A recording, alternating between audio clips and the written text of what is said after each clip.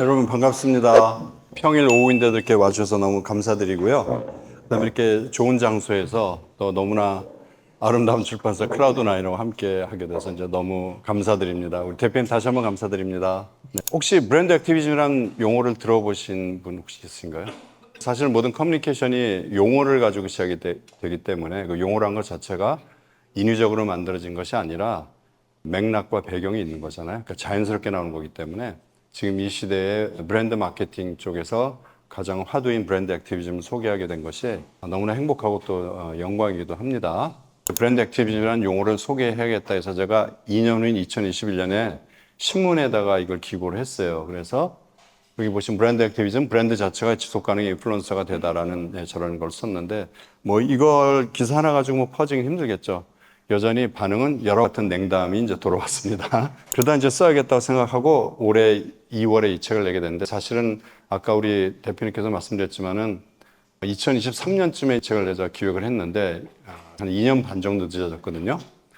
근데 그 오히려 늦어진 게 다행이라고 생각했던 것이 저 혼자 쓰는 것보다 기획을 하다 보니까 이쪽 분야를 지금 공부를 하고 있고 그 다음에 그것을 아카데믹하게 좀 학문적으로 접근하는 그 부분이 제가 썼더라면 비어 있었을 텐데 그걸 이제 제 아들 김예아가 할 수 있었기 때문에 그래서 함께 책을 내면서 내용이 좀 더 풍부해지고 맥락도 적도 자세하게 형성이 됐을 거라고 이제 생각을 합니다. 자, 여러분들이 씨앗이라고 한 부분 제가 한번 말씀드릴게요.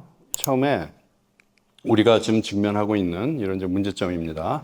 이코시스템이 이제 붕괴가 됐는데 대부분이 인간이 만들어낸 것이죠.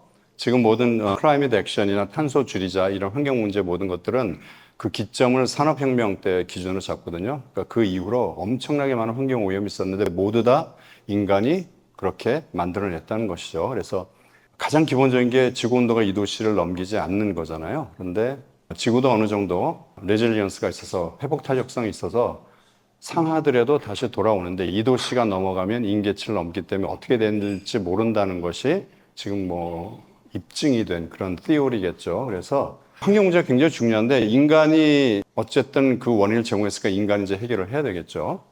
그 다음 이제 DEI가 있는데 이제 diversity, 그 다음에 equity, inclusion이죠. 그래서 다양성과 형평성과 포용성인데 굉장히 중요한 단어입니다. 그래서 트럼프 대통령 되기 이전에 미국의 모든 정치권에서는 이게 핵심 단어였어요. 그죠? 근데 지금은 저 단어를 제일 싫어하는 사람이 누굴까요?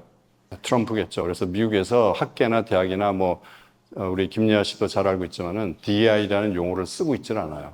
그렇게 되면 대학을 이제 국가 정부 차원에서 보조금도 줄어들기 때문에 서바이브 할 수가 없는 거죠. 그러나 여전히 이제 중요한 내용이고요.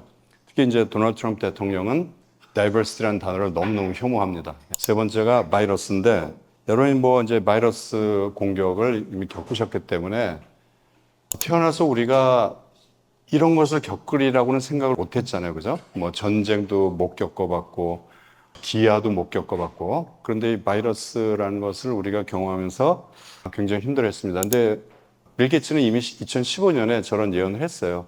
세계대전은 뭡니까? 미사일의 전쟁이 아니라 미생물의 전쟁이다라고 얘기를 했거든요. 근데 우리가 사실 보시면은 코비드 19이 팬데믹이었기 때문에 우리가 그것에 대해서 고통을 느꼈지만 그 이전에도 계속 있었거든요. 사스도 있었고 신종플루도 있었고 메르스도 있었어요. 다만 그것은 짧게 끝냈다는 것이죠. 그런데 만약 코로나19보다 더욱더 치명적이고 더욱더 오래가는 팬데믹이 온다면 그다음에 누구도 장담할 수가 없는 거죠. 그게 그렇게 힘든 이유가 조사를 보면 야생동물에 존재하는 바이러스가 160만 개라는 거예요. 그런데 인간에서 발견된 것은 오로지 몇 퍼센트예요? 3,000개? 0.3%라는 거죠. 그러니까 또 어떤 바이러스가 우리를 침탈할지 모르는 것이고 또 아시겠지만 저는 바이러스란 인플루엔자는 계속 변형되기 때문에 한 번의 백신으로 해결이 안 되는 거죠. 그래서 여러분들이 계속 매해마다 독감 백신을 새로운 걸 맞는 것도 이제 그런 이유가 되겠죠. 달리 말하면 케이오스는 일어날 것인가 아닌가의 문제가 아니라 if가 아니라 when, 언제 일어날 것인가라는 것의 문제라는 얘기죠. 그 말은 뭐예요? 케이오스는 디폴트란 얘기인데 언제 일어나느냐라는 거죠. 인간이 하기 이제 나름이겠죠.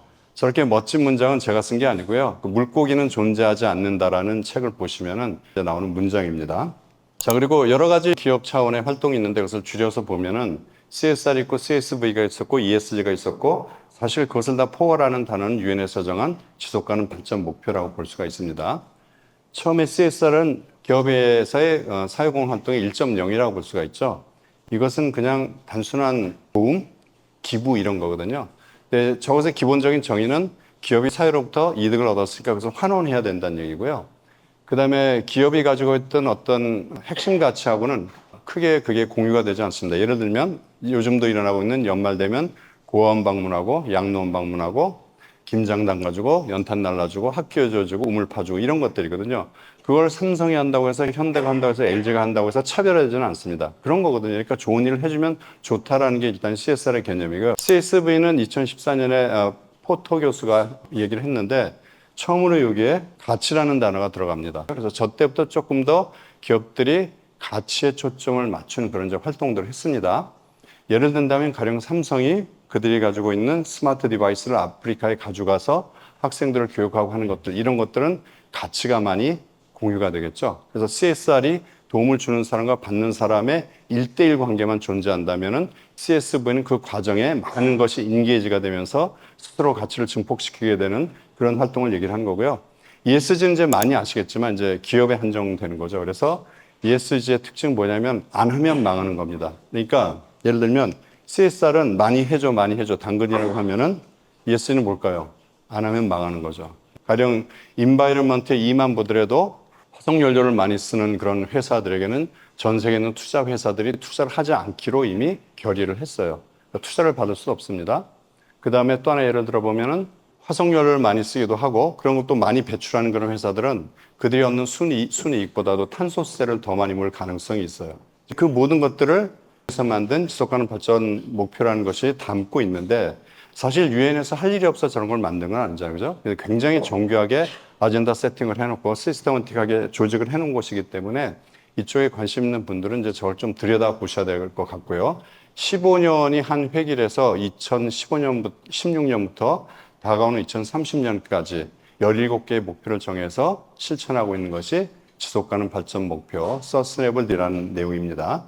자, 이제 이런 것들이 기본적인 사회 안에 백그라운드가 되어 있는 상황에서 콜린 캐퍼닉이라고 하는 미식축구 선수가 등장하는데요.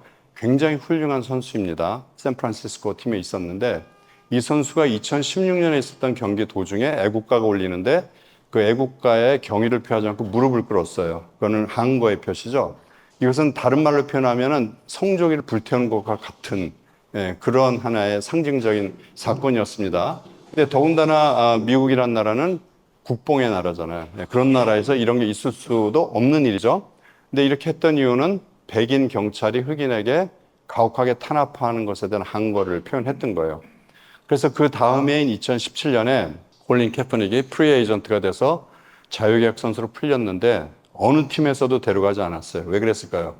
괜한 정치적 분쟁에 휘말리기 싫은 거죠. 게다가 도널드 트럼프가 집권하고 있을 때였으니까. 그런데 그 다음에 2018년에 나이키에서 나이키 로고를 만든 30주년 기념회였습니다. 근데 나이키에서는 드림 크레이지라고 하는 하나의 매니페스토 필름을 만들었거든요. 그런데 그 필름의 주인공으로 콜린 캐퍼닉을 인바이트를 한 거예요. 굉장히 놀랍죠. 브랜드가 그렇게 할 수 있을까요? 그 말은 달리 말하면 뭘까요? 나이키는 문 닫을 각오하고 그런 프로젝트를 진행을 했던 겁니다. 예. 영상을 한번 보실게요.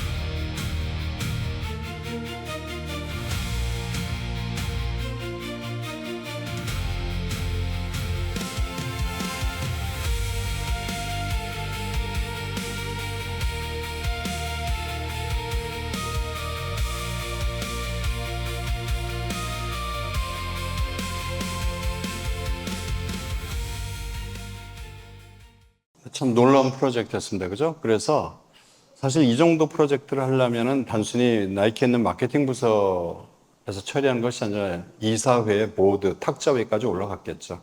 이 정도는 정말 문 닫을 각오하고 시작한 거거든요. 그래서 처음에는 나이키 신발을 찍고 불태우고 막 이제 그런 현상이 일어났고 주가가 떨어지기 시작했는데 놀라운 일이 반전이 일어났습니다. 미국에 있는 유명한 엔터테이너들이나 스포츠 선수들이 공개적으로 나이키를 지지하고 나선 거예요. 그때부터 갑자기 반등이 됐습니다. 나이키는 충분히 그렇게 될 거라고 생각을 하고 이런 프로젝트를 진행을 했던 거겠죠. 나이키는 또 하나의 거대한 명성을 얻게 됐고요. 타임지 표지도 실리고 미국 전역을 저렇게 아웃도어 광고로 도배를 했습니다. 근데 여기에서의 그 키 메시지가 이제 저거인데 네가 정말 옳은 일이라고 생각되면 그것을 믿어야 되고 그것을 행하기 위해서 너의 모든 것을 희생을 해야 된다는 얘기거든요. 그러니까 보면 something, everything 두 단어 가지고 모든 걸 표현했죠. 이게 훌륭한 이제 문장 카피라는 거잖아요.